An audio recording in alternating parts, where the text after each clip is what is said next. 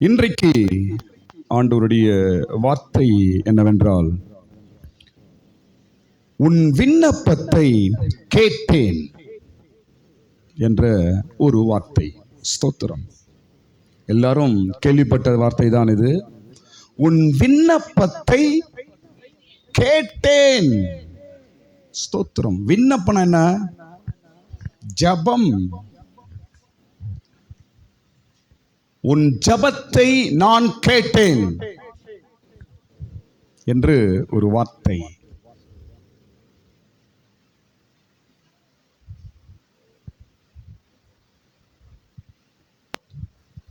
உன் ஜபம் கேட்கப்பட்டிருக்கிறது.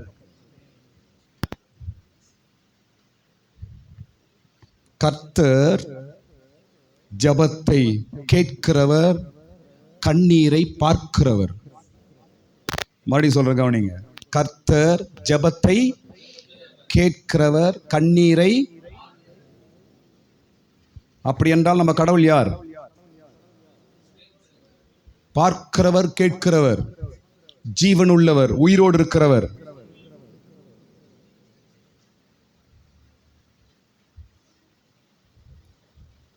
உன் ஜபத்தை பார்க்கிறார், உன் கண்ணீரை உன் ஜபத்தை கேட்கிறார், உன் கண்ணீரை பார்க்கிறார். நீ விடும் உன் கண்ணீரை பார்க்கிறார், உன் ஜபங்களை கேட்கிறார். அப்படி ஒரு கடவுள் தான் நம்முடைய ஆண்டவர். ஜபத்தில் முக்கியமான ஜபம் கண்ணீரின் ஜபம். சொல்லுங்க, கண்ணீரின் ஜபம்.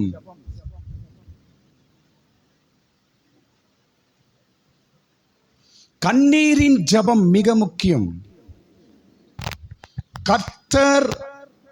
கர்த்தருடைய கண்கள் உன் பக்கம் திரும்ப வேண்டும் என்றால் நீ கண்ணீர் விட வேண்டும்.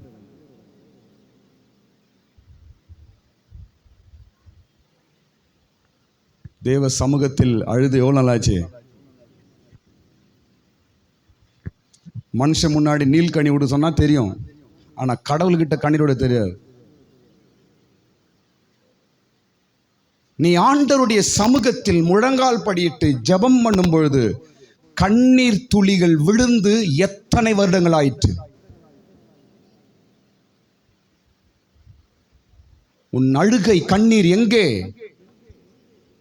நீ கண்ணீரோடு ஜெபிப்பியே, அந்த ஜெபம் எங்கே? உன் கண்ணீரினால இயேசுவின் பாதத்தை நனைப்பாயே, அது எங்கே?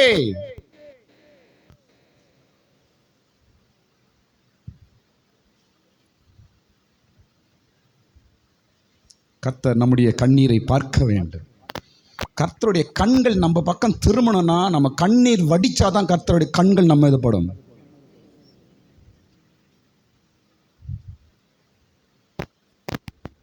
கண்ணீர் விட்டு ஜெபிக்கிற ஜெப பழக்கம் சபைக்கு வேண்டும்.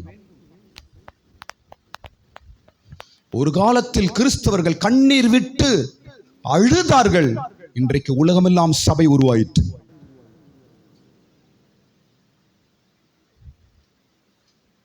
வறுமையிலும் கஷ்டத்திலும் ஆகாரம் இல்லாமல் பல உபத்திரவத்தில் கிறிஸ்தவர்கள் கண்ணீர் விட்டு அழுது ஜெபித்தார்கள். இன்றைக்கு கிறிஸ்தவர்கள் பெருகி இருக்கிறார்கள்.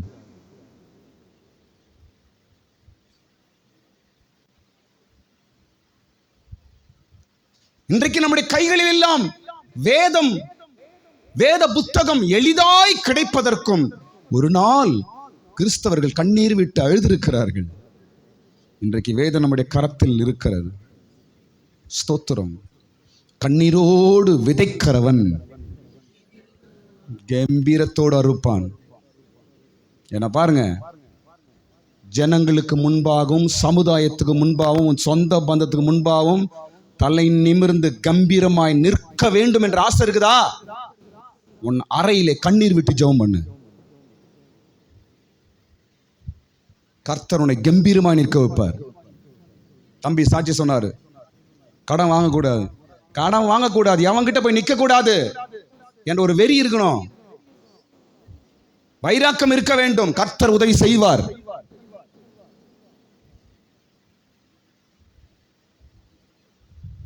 ஜெபமும் கண்ணீரும் தான் உன்னை சமுதாயத்தில் கெத்தா நிக்க வைக்கும். ஜெபம் இல்லாம கெத்து எதிர்பார்க்காத, செத்து போனது அது. கண்ணீர் விட்டு ஜெபிக்காமல் ஒருத்தனும் கெத்தா நிக்க முடியாது கிறிஸ்தவன். என்ன பாருங்க, பணம் இல்லாம இருக்கலாம், சொத்து இல்லாமல் இருக்கலாம், மனுஷர்கள் உதவி இல்லாமல் இருக்கலாம், ஆனால் ஜெபம் இல்லாமல் இருக்கக்கூடாது. கையை தட்டு, கரங்களை தட்டு. ஜெபம் இல்லாமல் இருக்கக்கூடாது. அனாதையா இருக்கலாம், ஜெபம் இல்லாமல் இருக்காது. உதவியற்றவனா இருக்கலாம், ஜெபம் இல்லாமல் இருக்காது. வீடு வாசல் இல்லாமல் இருக்கலாம், ஜெபம் இல்லாமல் இருக்காது. உன் விண்ணப்பம் கேட்கப்பட்டது, உன் விண்ணப்பத்தை கேட்டேன் அப்படின்னு சொல்றாரு கடவுள். யாருகிட்ட சொல்றாரு?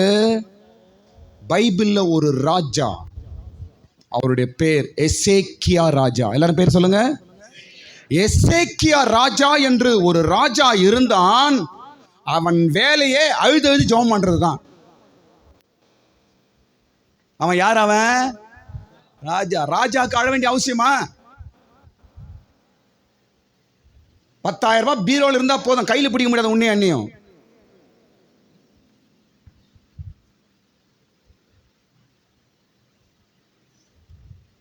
சம்பளம் வாங்கி காசு கையில் இருந்தா கையில் பிடிக்க முடியாது உன்னையும் அண்ணியும்.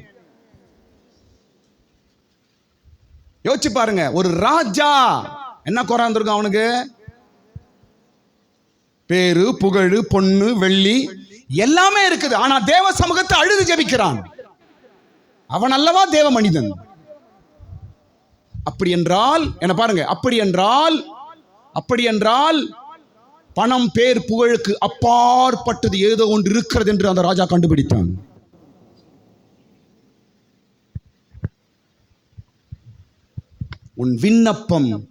உன் விண்ணப்பத்தை கேட்டேன். ஒரு ராஜா ஜெபித்தான். ஸ்தோத்திரம். அவன் விண்ணப்பத்தை கேட்டார்.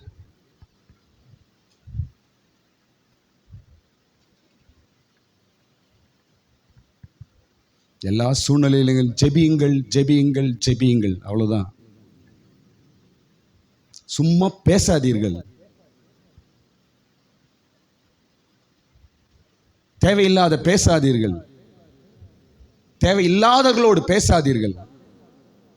ஊர்க்கதையை பேசாதீர்கள். மற்றவர்கள் குறைகளை பேசாதீர்கள். மற்றவர்களை அவமானமாய் பேசாதீர்கள்.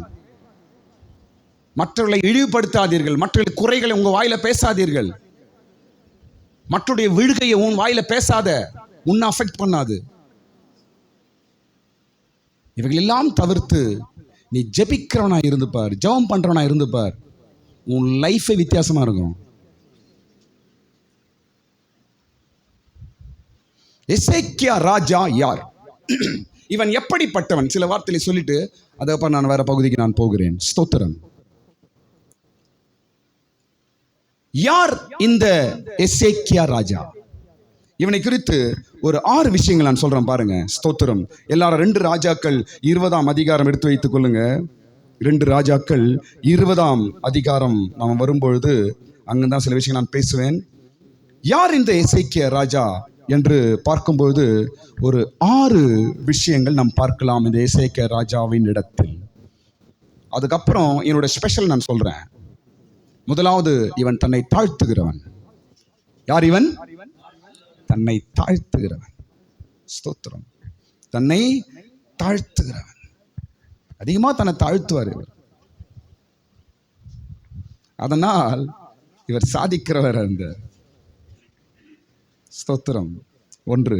இரண்டாவது இந்த எசேக்கியா ராஜா ஜெபிக்கிறவன். யார் இவன்?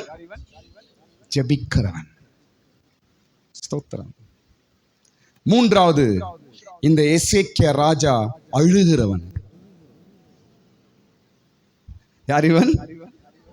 அழுகிறவன். கண்ணீர் விடுகிறவன், அழுகிறவன். ஸ்தோத்திரம். ஒரு ராஜாவோட குவாலிட்டி பாருங்க. ஒரு ராஜா எப்படி இருக்கணும் பாருங்க, எப்படி இருக்கிறாரு. அதனால்தான் அவனுடைய ராஜ்யம் சக்சஸா இருந்துச்சு. தாழ்த்துகிறவன் ஒன்று, இரண்டாவது ஜெபிக்கிறவன், மூன்றாவது அழுகிறவன். ஸ்தோத்திரம், அழுகிறவன். நான்காவது ஆலயத்துக்கு போகிறவன். பைபிளில் போட்டிருக்குது 19ஆம் அதிகாரம் 1ஆம் வசனம் 14ஆம் வசனம். இதெல்லாம் பார்க்கும்போது அவன் ஆலயத்துக்கு போகிற வழக்கம் உண்டு அவனுக்கு. ராஜா பாருங்க, சர்ச்சுக்கு போறாருங்க, கோயிலுக்கு போற பழக்கம் இருக்குது பாருங்க அவருக்கு. இதெல்லாம் பாருங்க எவ்வளவு ஒரு மாதிரி. 19ஆம் அதிகாரம் 1ஆம் வசனத்தை படிக்கிறோம், அதுக்கப்புறம் 14ஆம் வசனம் படிக்கிறோம், நிறையத்துல படிக்கிறோம். அவர் எங்க போறாரு? அவரு ஆலயத்துக்கு போகும் பழக்கம் உடையவன் இந்த எசேக்கியா ராஜா. இன்னைக்கு அநேக கிறிஸ்தவர்கள் என்று பெயர் இருக்குது, ஆனா ஆலயத்துக்கு போற பழக்கம் கிடையாது. அது எவ்வளவு பெரிய ஒரு ஆபத்து, எவ்வளவு பெரிய ஒரு குறை என்பதை நாம் உணர வேண்டும். ஸ்தோத்திரம். அடுத்தது 5வது காரியம், இந்த எசேக்கியா ராஜா தேவன் மீது நம்பிக்கை உடையவன். 18ஆம் அதிகாரம் 5ஆம் வசனம். எல்லாம் 2 ராஜாக்கள் இருக்குது. தேவன் மீது நம்பிக்கை உடையவன் இந்த எசேக்கியா ராஜா. ஸ்தோத்திரம். எல்லாம் இருக்குது, சோல்ஜர்ஸ் இருக்கிறாங்க, ஆயுதங்கள் இருக்கிறது, பலம் இருக்கிறது, எல்லாம் இருக்கிறது. ஆனாலும் தேவன் மீது நம்பிக்கை உடையவனாய் இருந்தான் இந்த எசேக்கியா ராஜா. ஸ்தோத்திரம். அடுத்தது 6வது காரியம் பார்க்கும்போது, கர்த்தரை விட்டு பின்வாங்காதவன் இந்த எசேக்கியா ராஜா. 18ஆம் அதிகாரம் 6ஆம் வசனம். ஒருபோதும் கடவுளை விட்டு பின்வாங்கவே மாட்டானா இந்த எசேக்கியா ராஜா. பின்வாங்கி போகவே மாட்டானா இந்த எசேக்கியா ராஜா. ஸ்தோத்திரம். நிறைய விஷயங்கள். அதனால தாங்க அவனை பார்த்து சொல்றாரு, உன் விண்ணப்பத்தை கேட்டேன், உன் ஜெபத்தை நான் கேட்டேன் என்ற ஒரு சத்தம் நமக்கு கேட்கணும். உன் கண்ணீரை நான் கண்டேன் என்று கர்த்தர் நம்மோடு பேச வேண்டும். நீ செய்த ஜெபம் என் சமூகத்தில் வந்திருக்கிறது என்று கர்த்தர் சொல்ல வேண்டும். எசேக்கியா ராஜாவுக்கு சொன்னாரே. ஓகேவா? பாருங்க, அடுத்தது பாருங்க. இவனை குறித்து ஒரு வசனம் இருக்குது. 18ஆம் அதிகாரம் 5ஆம் வசனம். 2 ராஜாக்கள் 18ஆம் அதிகாரம் 5ஆம் வசனத்துல இவனை பத்தி சொல்லப்படுது. இவனை போல ராஜா யாருமே இல்லையா. அதுக்கப்புறம் எவ்வளவு டாப்ல வந்துக்கிறான் பாருங்க இவன். 18ஆம் அதிகாரம் 5ஆம் வசனம் படிக்கும்போது அங்க என்ன எழுதப்பட்டிருக்கிறது இவனை பத்தி? அவனை போல ஒருவனும் இருந்ததில்லை. எவ்வளோ ராஜாக்கள் வந்து போயிட்டாங்க, ஆனா இவனை போல யாருமே இல்லை என்று ஸ்பெஷலா மாறிட்டான் இவன். விசேஷமாய் இவன் மாறினான், விசேஷமாய் மாறினான்.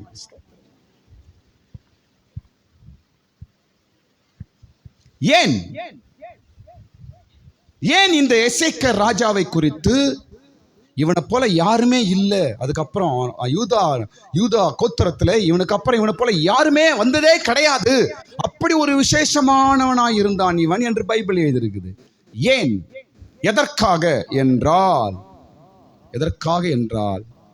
இவன் அழுது ஜெபிச்ச எல்லாத்தையும் சாதிப்பான். எப்படி சாதிப்பானா? அவ்வளவுதான். இதுதான் இவனோட ஸ்பெஷல்.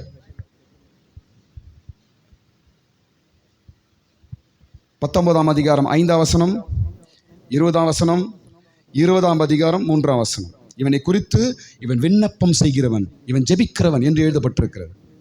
உன் விண்ணப்பம் என்று இவன் ஜெபிச்சு சாதிச்சுவானுங்க.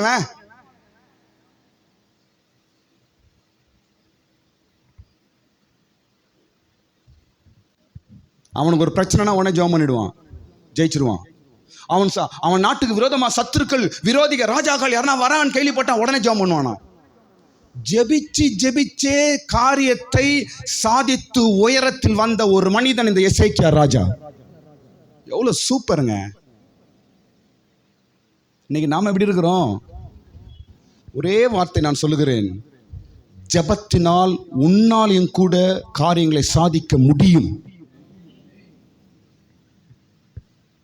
ஜெபம் நம்மை சாதிக்கிறவளாய் மாற்றும்.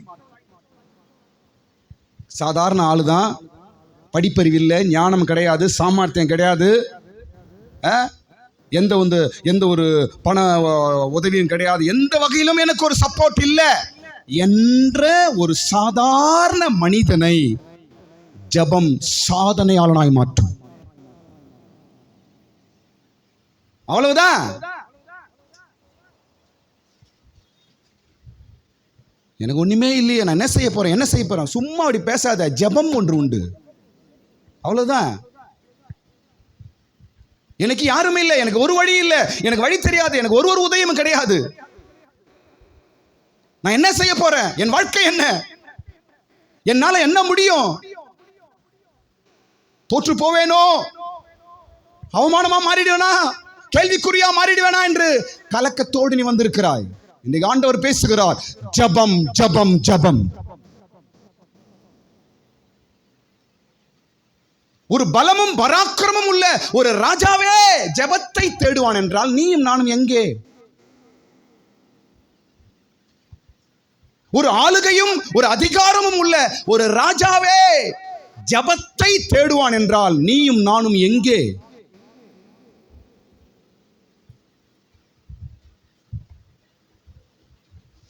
ஜெபம் பண்ணி சாதித்த ஒரு மனிதன் எசேக்கியா ராஜா.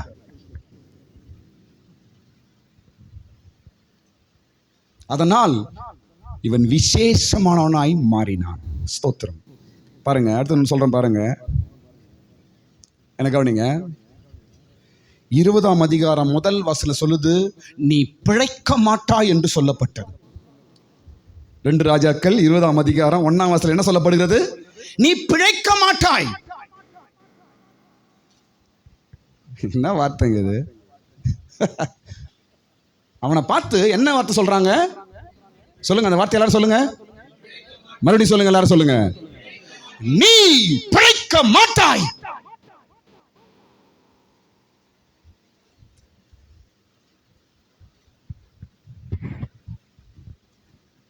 அப்படி சொன்ன உடனே அந்த வார்த்தை என்ன ஆகும்? நம்மளை உடைத்து நம்மை சோர்ந்து போக வைக்கும்.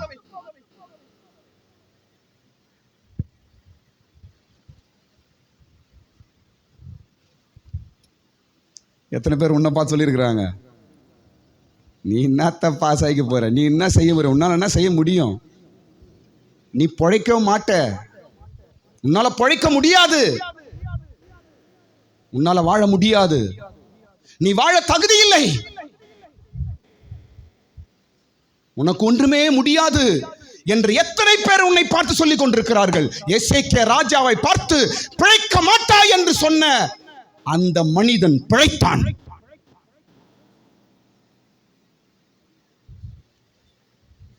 ஏழாம் வசனம் படி பாருங்க, அவன் பிழைத்தான் என்று போட்டிருக்கும் பாருங்க. 7ஆம் வசனம் கடைசி லைன்ல, பிளவின் மேல் அவன் பிழைத்தான். எவன்? பிழைக்க மாட்டாய் என்று சொல்லப்பட்டவன். ஏன் சொல்லுகிறேன்? பிழைக்க மாட்டாய் என்று சொல்லப்பட்ட மனிதனை ஜெபம் பிழைக்க வைத்தது. கையை தட்டுங்க, கரங்களை தட்டுங்க, இயேசுவின் நாமத்தினால. மனிதனுடைய வார்த்தைகள் எல்லாம் பொய்யாக்கும் ஜெபம், மனிதனுடைய போராமைகள் எல்லாம் அபதமாக்கும் ஜெபம், மனிதனுடைய கோபங்கள், வன்மைகள், மனிதனுடைய எரிச்சல் எல்லாம் உனக்கு மேல இருக்கிறதா, அவைகள் எல்லாம் அபதமாக்கும் ஒரே ஆயுதம் ஜெபம்.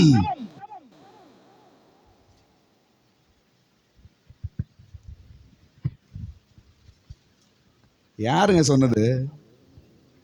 உன்னால முடியாது, உன்னால ஆகாது, நீ விழுந்து போவ, உன்னால செய்ய முடியாது, வீடு கட்ட முடியாது, கல்யாணம் பண்ண முடியாது, உன் கடன் பிரச்சனை வெளியே வர முடியாது, நீ அவ்வளவுதான். இதெல்லாம் நம்பின்னு உட்காராதீங்க. அந்த வார்த்தையெல்லாம் கேட்டு நீ கலங்கி உட்கார்ந்து கொண்டிருக்காய, உட்கார்ந்து கொடுக்க வேண்டிய அல்ல. நீ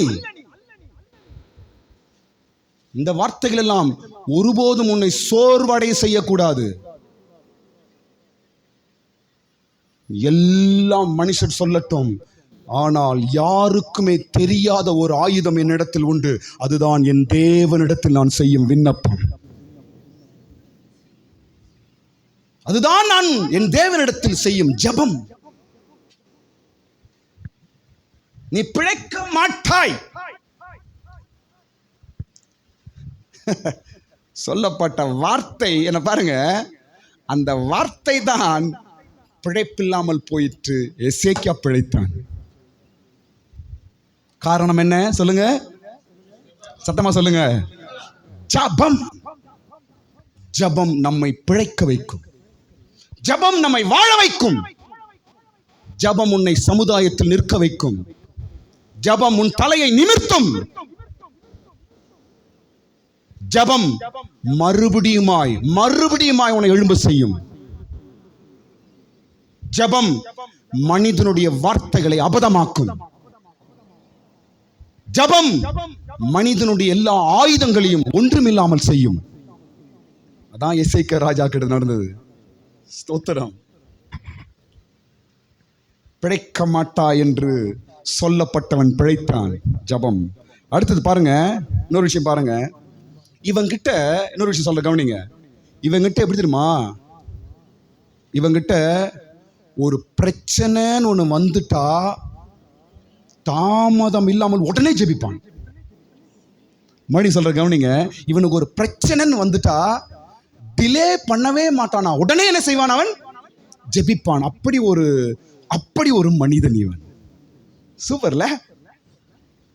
நம்ம பாருங்களேன், பிரச்சனைனா என்ன பாருங்க, நிறைய இடத்துல நம்ம ஜெயிக்க முடியாமல் போக காரணம் என்ன தெரியுமா? உன் பிரச்சனையை முதலாவது தேவனிடத்துல சொல்லுவதற்கு பதிலாக நீ மனுஷனை தேடி போய் சொல்லி, ஊரெல்லாம் சொல்லி, அழுது ஒப்பாரி வச்சுட்டு, அங்க சொல்லி இங்க சொல்லி, கடைசியில வந்துட்டு ஏசப்பா. இது எப்படி இது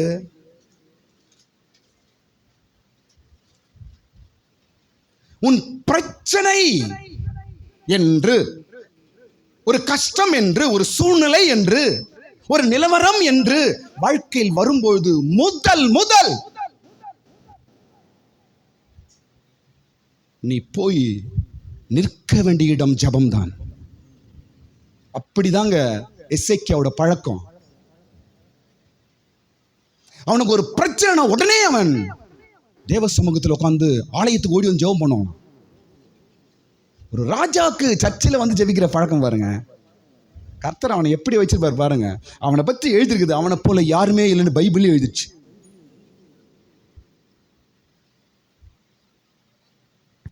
ஸ்தோத்திரம். பாருங்க, என்ன பாருங்க.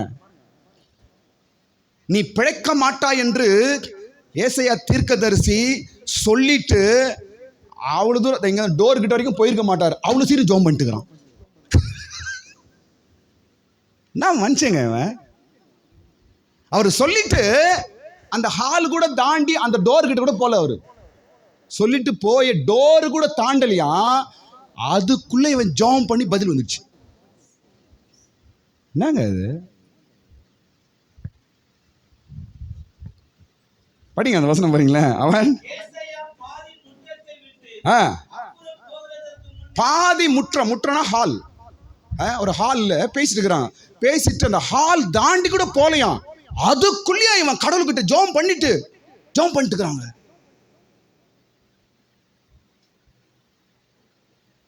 எவ்வளவு ஃபாஸ்டா இருக்கிறான் பாருங்க. ஜெபத்தில் நம்முடைய பிரச்சனையை கடவுளுக்கிட்ட சொல்லுவதில் நாம் துரிதமாக இருக்க வேண்டும்.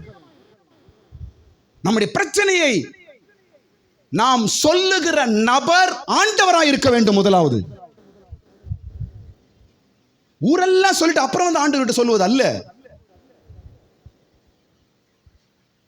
என்ன பாருங்க, இன்னொரு விஷயம் சொல்லணும் கவனிங்க.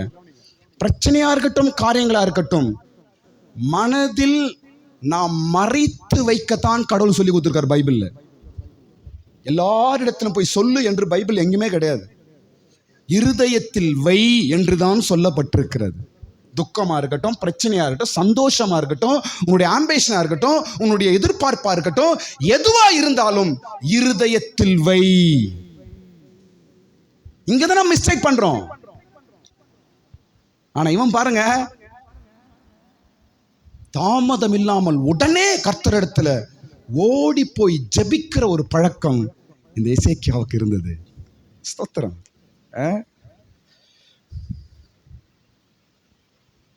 பாருங்க, உடனே பதில், உடனே பதில் வேணுமா? பாருங்க, உங்களுக்கு உடனே பதில் வேண்டும் என்றால் உங்கள் ஜெபம் கண்ணீரின் ஜெபமா இருக்கணும். அவ்வளவுதான், முடிஞ்சு போச்சு. 2 சொட்டு கண்ணீர் விட்டு ஒரு ஜெபம் பண்ணி பாருங்களேன், எவ்வளவு சீக்கிரம் பதில் வருது பாருங்க உங்க ஜெபத்துக்கு. இவன் சொல்லிட்டு நீ பழைக்க மாட்டப்பான்னு சொல்லிட்டு அந்த டோர் வரைக்கும் கூட போலங்க, அதுக்குள்ளே அழுதுட்டாங்க. அப்பா, அதுக்குள்ளே அழுது ஜெபம் பண்ணிட்டாங்க, அதுக்குள்ளே பதில் வந்துச்சுங்க. ஒரு ஜெபம் சீக்கிரத்தில் பதில் கிடைக்க வேண்டும் என்றால், ஒரு ஜெபத்திற்கு எளிதாய், சீக்கிரமாய், துரிதமாய் பதில் வர வேண்டும் என்றால் அதற்கு ஒரே வழி அழுது ஜெபிப்பதுதான். அதுதான் வழி. ஜெபம் தேவ சமூகத்தில் சேரும், கண்ணீரின் ஜெபம் வேகமாய் போய் சேரும். சில குழந்தைங்க அழுதே சாதிப்பாங்க அப்படின்னு அப்பாங்க சொல்றீங்க பாருங்க, அது போலதான் இந்த எசேக்கியா ராஜா அழுதே சாதிச்சாங்க. இந்த எசேக்கியா ராஜாவுக்காக எல்லாம் கையை தட்டலாமா? எல்லாரும் கரங்களை தட்டுங்க. பைபிளில் எழுதப்பட்ட ஒரு நல்ல நபர், நல்ல ஒரு கேரக்டர் இந்த எசேக்கியா ராஜா. அழுதே எல்லாவற்றையும் சாதித்தானே. தேவ சமூகத்தில் கண்ணீர் விட்டு அழுது ஜெபிப்பது நம்மை சாதிக்க வைக்கிறது. ஸ்தோத்திரம். அடுத்த சீக்கிரம் நான் போயிடுறேன். அடுத்தது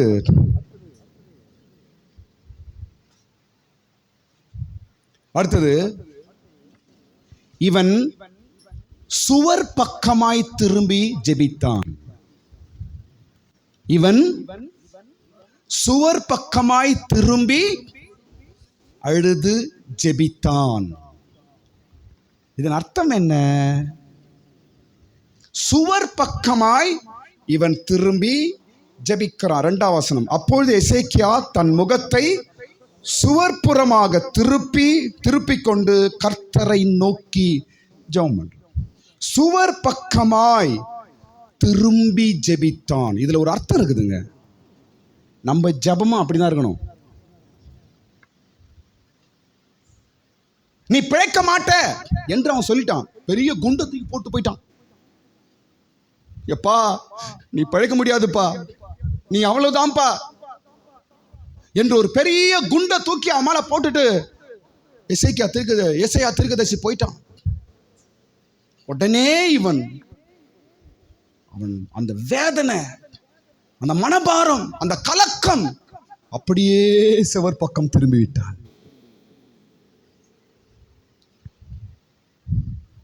சுவர் பக்கம் திரும்புவது மனிதனையோ சூழ்நிலையோ பார்க்காமல் நாம் ஜெபிக்க வேண்டும். நீ ஜெபிக்கும் போது மனுஷனை பார்க்க கூடாது. நீ ஜெபிக்கும் போது சூழ்நிலையை பார்க்க கூடாது.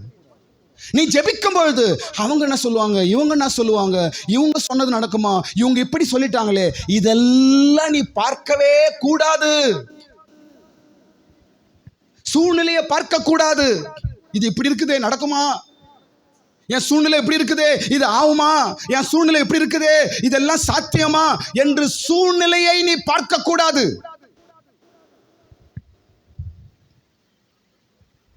அதனால் அவன் சுவர் பக்கம் திரும்பி விட்டான். என்ன பாருங்களேன், பேதுரு கடல் மீது நடந்தார். அப்படிதானங்க? யாருங்க இப்ப கடல் மீது நடந்தது? பேதுரு கடல் மீது நடந்தார். ஆனால் நடந்தவர் கடலுக்குள்ள மூழ்கினார். ஏன்?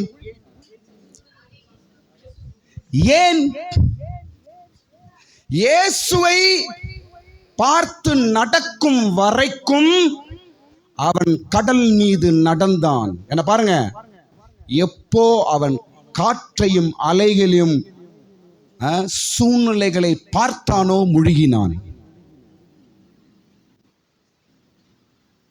நீங்க ஜெபம் பண்றவங்க மனுஷன் பார்த்து அவன் இப்படி சொல்றான், இவன் சொல்றான், மனுஷர்களின் நினைத்து நீங்கள் ஜெபித்தால் உன் ஜெபம் கேட்கப்படாது. சூழ்நிலையை பார்த்து அந்த சூழ்நிலை இப்படி, அது அவங்க இப்படி, இங்கே இது, என் நிலவரம் இப்படி இருக்குது, இதெல்லாம் மைண்டில் வச்சு நீ ஜபித்தால் அந்த ஜபம் பதில் கொடுக்காது. இதெல்லாம் தூக்கி போட்டு ஆண்டவரை மாத்திரம் நோக்கி பார்த்த ஜபம் பதில் சீக்கிரத்தில் நமக்கு கிடைக்கும். இதுதான் எசேக்கியாவின் ஜபம். இன்னைக்கு ஜபம் பண்றோம், ஆனா அதுக்கப்புறம் அந்த ஜபத்தை பலன் இல்லாமல் செய்வது தெரியுமா? மனுஷர்கள். நம்முடைய ஜபம் வல்லமை இல்லாத ஜபமாய் மாறுவதற்கு காரணம் தெரியுமா? சூழ்நிலை. ஜபிப்போம், ஜபம் பண்ணிருப்போம், மைண்ட் எங்கேயோ ஒன்று இருக்கும். ஐயோ இப்படி ஆகுமா, அது ஆகுமா, இப்படி ஆயிடுச்சுன்னா, இப்படி ஆயிடுச்சுன்னா, இப்படி ஆயிடுச்சுன்னா, எல்லாம் ஆயிடுச்சுன்னா தான் இந்த சூழ்நிலை மைண்ட்ல ஓடுது. அப்ப அந்த ஜபம் எப்படி வல்லமையா இருக்கும்? மனுஷன் சொல்றதும் அவங்க சொன்னதையும் இவங்க சொன்னதையும் மைண்ட்ல வச்சு நீ ஜபம் பண்ணா இந்த ஜபம் எப்படி வல்லமையா இருக்கும்? இதெல்லாம் தூக்கி போடணும்.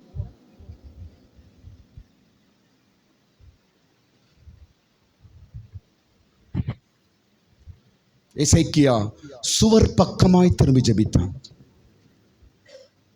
இந்த நாளில் கர்த்தர் உங்களோடு பேசுறாருங்க. எசேக்கியாவுக்கு பதில் கொடுத்த, எசேக்கியாவுக்கு பதில் வார்த்தையை கொடுத்தவர் நம்மத்திலே வந்திருக்கிறார். உன் விண்ணப்பத்தை கேட்டேன், உன் கண்ணீரை நான் கண்டேன். என்ன பாருங்க, விண்ணப்பம் கண்ணீர் ரெண்டும் எப்பொழுதும் சேர்ந்து இருக்க வேண்டும். எப்போதும் சேர்ந்து இருக்க வேண்டும். ஜெபம் இல்லாத கண்ணீர் வேஸ்ட். ஜெபம் பண்ண மாட்டாங்க, ஆனா சும்மா இது எடுப்பாங்க. அது எதுக்கு? அது உன் கண்ணீரோடு கூட ஜெபம் சேரும் பொழுதுதான் வல்லமையாய் மாறும். விண்ணப்பமும் கண்ணீரும் எப்பொழுதும் சேர்ந்து இருக்க வேண்டும். அதே போல கண்ணீர் இல்லாத ஜெபமும் நமக்கு சீக்கிரத்தில் பதிலை கொண்டு வராது. இதுதான் எசேக்கியாவின் ஒரு ஜெபத்தின் அனுபவம். கடைசியா ஒரு 5 நிமிஷம் நான் முடிச்சிடுறேன். எசேக்கியாவின் ஜெபம் செய்த காரியங்கள், 5 காரியங்கள் அவனுக்கு நடக்குது. எசேக்கியாவின் ஜெபம் அவனுக்கு செய்த 5 காரியங்கள்.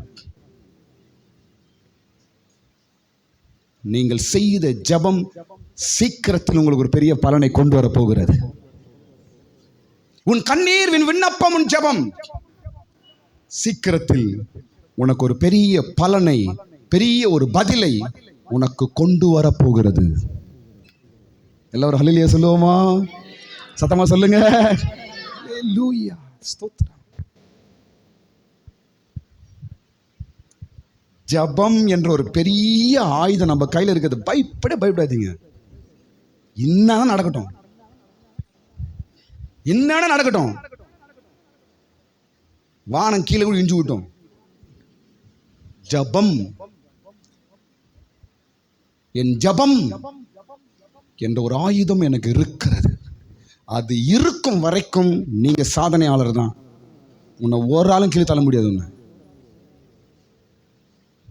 தேவ சமூகத்தில் ஜெபித்தவன் விழுந்து போனான் என்று எங்குமே சரித்திரமே கிடையாது. ஜெபிக்காததனால் விழுந்தான் என்று இருக்கிறது. ஆமென், ஸ்தோத்திரம். ஜெபம் எசேக்கியாவுக்கு செய்த முதல் காரியம் என்ன தெரியுமா?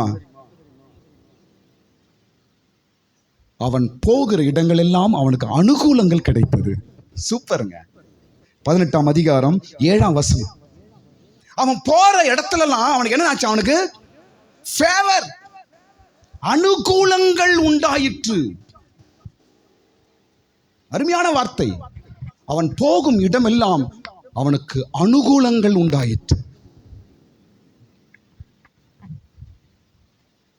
சாதகமாய், நன்மையாய் நடப்பதுதான் அனுகூலம். ஜெபிக்கிறவங்களுக்கு நடக்கிற முதல் காரியங்க இது. அதனால் எந்த விஷயமா இருக்கட்டும், வாழ்க்கையா இருக்கட்டும், குடும்பக்காரங்களா இருக்கட்டும், ஜெபம் இல்லாமல் ஒரு அடி கூட நம்ம முன்னாடி வைக்கக்கூடாது. ஜெபிக்கிறவர்களுக்கு கர்த்தர் எல்லாவற்றையும் அனுகூலப்படுத்துகிறார்.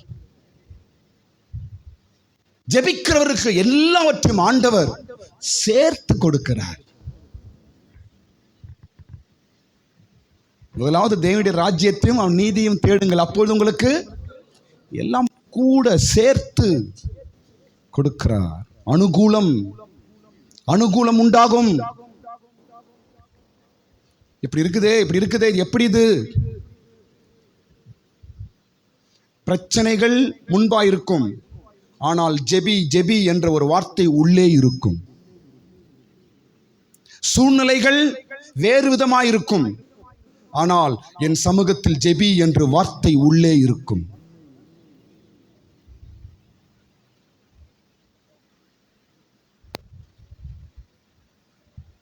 எசேக்கியாவின் ஜெபம் அவனுக்கு அனுகூலங்களை உண்டாக்கிற்று. ஸ்தோத்திரம். இனி வரும் நாட்களிலே முழங்கால் நின்று ஜெபித்து காரியங்களை செய்யுங்க. கர்த்தர் எல்லாவற்றையும் அனுகூலமாக உங்களுக்கு மாற்றி தருவார். நிச்சயமா அனுகூலம் நடக்குங்க, பயப்படாதீங்க. பிரச்சனை எப்படினா இருக்கட்டும், மனுஷன் எப்படினா இருக்கட்டும், சூழ்நிலை எப்படினா இருக்கட்டும், எதையும் பார்க்காத தேவ சமூகத்தில் முழங்கால் படிட்டு ஜெபம் பண்ணு. கர்த்தர் எல்லாவற்றையும் கால்களை கொண்டு நிக்க வச்சிருவார். அல்லேலூயா. இரண்டாவது காரியம், ஜெபம் செய்த இரண்டாவது காரியம், எசேக்கியாவுக்கு ஜெபம் செய்த இரண்டாவது காரியம் என்ன தெரியுமா? முழு பைபிள்லயே ஒரு மிக வல்லமையான ஒரு காரியம் எசேக்கியாவின் காலத்தில் நடந்திருக்கு. முழு பைபிள்லயே என்ன தெரியுமா? அது எசேக்கியாவின் ஜெபத்தை கேட்டு கடவுள் மேல தூதன் அனுப்பிட்டாருங்க. யுத்த நேரத்தில், ஆண்டவரே எனக்கு யாரும் இல்லை, எப்படி இந்த யுத்தம் செய்ய போகிறேன் என்று. ஆனா தெரியல, அழுது சாதிச்சிருவானே இவன் தான். இவன் அழுது ஜெபம் பண்ணி சாதிச்சிருவானே. கடவுள் பார்த்தார், எப்பா இவன் அழுவ என்னால் பார்க்க முடியாதுப்பா, அனுப்புடா தூதனை. தூதன் இறங்கி வந்தான். கர்த்தருடைய தூதன் புறப்பட்டு அசிரியாவின் பாளையத்தில் 185,000 பேர்களை சங்கரித்தான். ஒரே தூதன் எவ்வளவு பேர் சாவடிக்கிறாரு? 185,000 85,000 பேர் ஒரே தூதனை சாவடிக்கிறார். ஒரே தூதன் எத்தனை பேர் சாவடிக்கிறாரு? 185,000. பைபிள்லே ஒரு சரித்திரம் இது. ஒரே தூதன் கொன்ற, ஜெயிச்ச, தோற்கடித்த இந்த இன்சிடென்ட் எசேக்கியாவின் காலத்தில் நடக்குது. இது எப்படி? இது ஜெபம், அவ்வளவுதான்.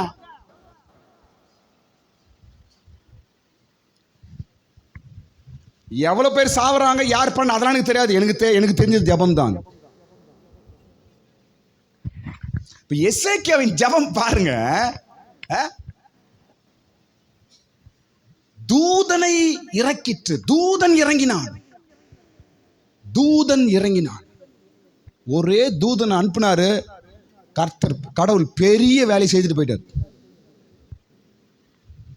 ஏன்னா என் புள்ள அவன் அழுது ஜெபம் பண்றோம்ப்பா, என் சமூகத்தில் வந்து அழுவான்ப்பா, அவனுக்காக ஏதாவது நான் செய்யணும் என்று கர்த்தர் தூதனை அனுப்பினார்.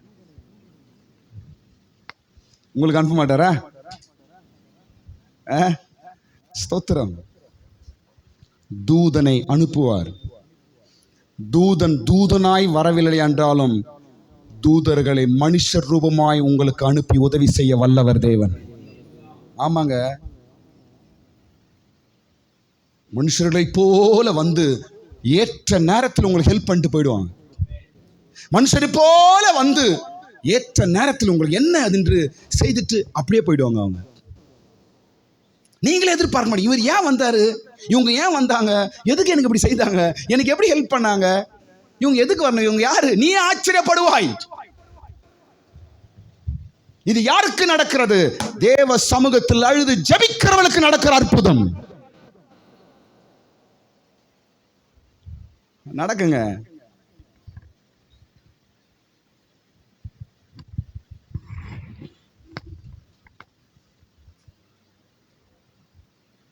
நீங்க அழுது ஜெபிக்கிறவளா இருந்தா எதுக்குமே பயப்பட மாட்டீங்க, சாதிச்சுட்டு போயிட்டே இருப்பீங்க. நீங்க தாண்டி போயிட்டே இருப்பீங்க. ஜெபம் இல்லாதவங்க, தேவ சமூகத்தில் அழுகாதவர்கள் தான் வாழ்க்கையில் அழுதுன்னு இருப்பாங்க. மனுஷன் முன்னாடி அழுதுன்னு இருப்பாங்க. அதுக்கு கேவலம் அது. எனக்கு இப்படி ஆயிடுச்சு, எனக்கு யாரும் இல்லையே, எனக்கு இப்படி. நீ எங்க ஆகணும், எங்க வந்து எழுதுனுக்குற நீ?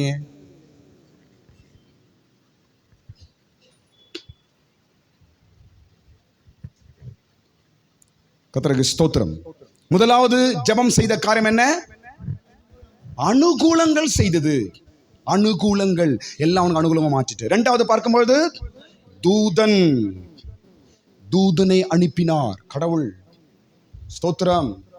இன்னிலிருந்து விசுவாசமா போங்க, தைரியமா போங்க, நம்பிக்கையா போங்க. கர்த்தர் எனக்கு தூதனை அனுப்புவார். கையில் இருக்கிற பைபிள் இது கதை புக்கு கிடையாது, இது சரித்திர புக்குங்கள் அல்ல. பரிசுத்த வேதம், பரிசுத்த ஆவியாளர்னால, கடவுளின் ஏவுதல்னால எழுதப்பட்ட உண்மை காரியங்கள். ஒவ்வொரு வார்த்தை, ஒவ்வொரு வேர்டும் உனக்கு அற்புதங்களை செய்ய சக்தி உள்ள பைபிள் தான் இது. மூன்றாவது காரியம், எசேக்கியாவின் ஜெபம் அவனுக்கு செய்த மூன்றாவது காரியம் பாருங்க, கூட்டி கொடுக்கப்பட்டது. 20ஆம் அதிகாரம் 6ஆம் வசனம். என்ன கொடுக்கப்பட்டது அவனுக்கு? கூட்டி கொடுக்கப்பட்டது.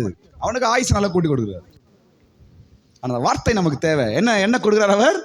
கூட்டி கொடுக்கிறார். கூட்டி கொடுக்கிறவர். ஸ்தோத்திரம். சேர்த்து கொடுக்கிறவர். கூட்டுவேன். ஸ்தோத்திரம். கூட்டி கொடுப்பார், சேர்த்து கொடுப்பார்.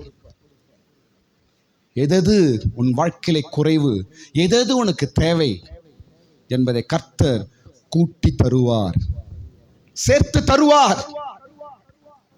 இங்க எசேக்கியாவுக்கு வருஷங்களை கூட்டி கொடுத்தார், ஆயுசை கூட்டி கொடுத்தார். உனக்கு என்ன தேவை? நான் சம்பளம் வாங்குறேன், என் சம்பளம் பத்தல அப்பா, ஆண்டவரே ஜெபம் பண்ணு, கர்த்தர் கூட்டி தருவார். என் தேவைகள் உண்டு, குறைவா இருக்குது ஆண்டவரே என்று நீ ஜெபம் பண்ணு, கர்த்தர் தேவைகளை கூட்டி கொடுப்பார். ஆமாங்க, ஒரு ராஜா ஜெபத்தினால் சகல ஆளுமைகளும் செய்து முடித்தான். நமக்கும் நம்முடைய ஜெபத்தினால கர்த்தர் நமக்கு செய்கிற காரியங்கள் பல உண்டு. சேர்த்து கொடுப்பார், கூட்டி கொடுப்பார். குறைவா இருக்கிறது, நான் என்ன செய்வது? ஸ்தோத்திரம். நான்காவது காரியம், அது 20ஆம் அதிகாரம் 6ஆம் வசனத்தில் நான்காவது காரியம், தப்புவிக்கும். ஜெபம் என்ன செய்யும்? தப்புவிக்கும். ஸ்தோத்திரம். உன்னை இந்த நகரத்தையும் அசிரிய ராஜாவின் கைக்கு தப்புவிக்கும். ஸ்தோத்திரம். எல்லா விரோதியின் கைக்கும் நம்மள என்ன செய்யுமா ஜெபம்? சத்தமா சொல்லுங்க, தப்புவிக்கும். ஜெபம் தப்புவிக்கும். போராமையிலிருந்து உன்னை தப்புவிக்கும், விரோதிகளோட ஆயுதத்திலிருந்து உன்னை தப்புவிக்கும், வன்கண்ணிலிருந்து உன்னை தப்புவிக்கும், கெட்ட தீய சக்தியிலிருந்து உன்னை தப்புவிக்கும், எல்லா விரோதிகள் கைக்கும் உன்னை தப்புவிக்கும். உனக்கு தெரியாம நீ தப்பிச்சு போயிட்டே இருப்ப. நீ பா எப்படி நீ தப்பிச்ச அப்படின்னு கேட்பாங்க உன்னை பாக்குறவங்க. நீ மாத்திரம் எப்படி தப்பிச்சிட்டிய? நீ எப்படி?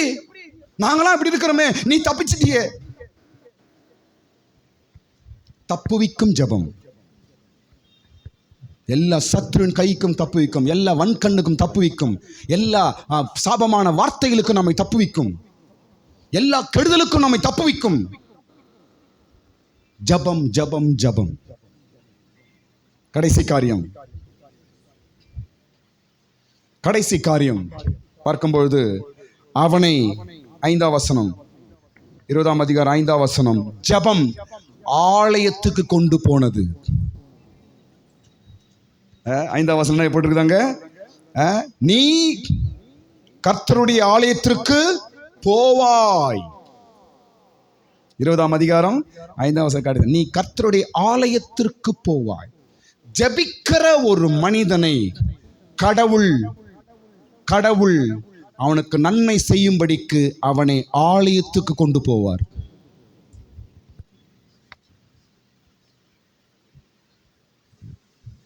நமக்கு நன்மையா இருக்கட்டும், பாதுகாப்பா இருக்கட்டும், இங்கதான் கர்த்தர் நமக்கு தருகிறார். ஆசீர்வாதமா இருக்கட்டும், கிருபைகளா இருக்கட்டும், எல்லாமே இங்கதான் நமக்கு கிடைக்கும். தேவ சமூகத்தில் இப்ப இங்க வரணும்னா, இங்க வருவதற்கு நம்முடைய ஜபம் நம்மளை இங்க கொண்டு வருகிறது. நீ ஜெபிக்காம இருந்து பாருங்க, சர்ச்சுக்கு போற மைண்டே வராது உங்களுக்கு. குடும்ப ஜபமா தனி ஜபமா உங்க வீட்டில் இல்லைன்னா சர்ச்சின்ற பேரை மறந்து போயிடுவீங்க. நீங்க மைண்ட்ல இருந்து எரஸ் ஆயிடும். அது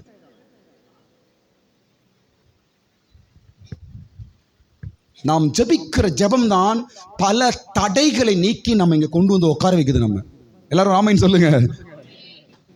நம் குடும்பத்திலும் நம் தனிப்பட்ட ஜெபத்திலும் ஆண்டவரே ஆண்டவரே என்று நம் இருதயத்திலும் நாம் ஜெபிக்கிற ஜபங்கள் தான் நம்ம இங்க பத்திரமாய் கொண்டு வந்து நம்மளை இங்க உட்கார வைக்குது. இங்கு உட்காருகிறவர்கள் தேவ சமூகத்தில் நன்மையை பெறுகிறவர்கள். இங்கு உட்காருகிறவர்கள் தேவனுடைய தயவை பெறுகிறவர்கள். இங்கு உட்காருகிறவர்கள் தேவனால் பாதுகாக்கப்படுகிறவர்கள்.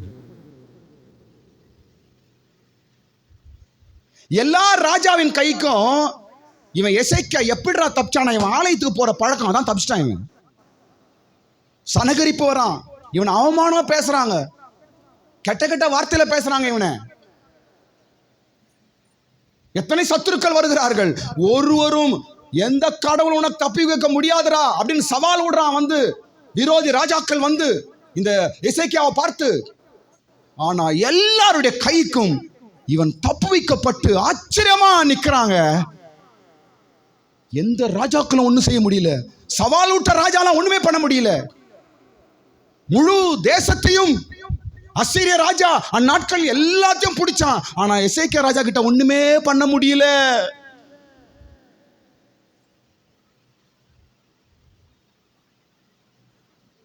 ஜபம் தப்புவித்தது. ஸ்தோத்திரம். எல்லாரும் கண்களை மூடுங்க. உன் விண்ணப்பம் கேட்கப்பட்டது, உன் விண்ணப்பத்தை கேட்டேன் என்று வார்த்தை எசேக்கியாவுக்கு சொல்லப்பட்டது போல கர்த்தர் இன்றைக்கு நமக்கும் அவ்விதமான வார்த்தையை குறித்து தைரியப்படுத்துகிறார், பலப்படுத்துகிறார். ஸ்தோத்திரம். ஒன்றுமே வேண்டாங்க, ஜபம் என்று ஒன்று இருந்தால் போதும். ஒன்றுமே வேண்டாம், ஜபம் ஜபம் ஜபம் போதும். அந்த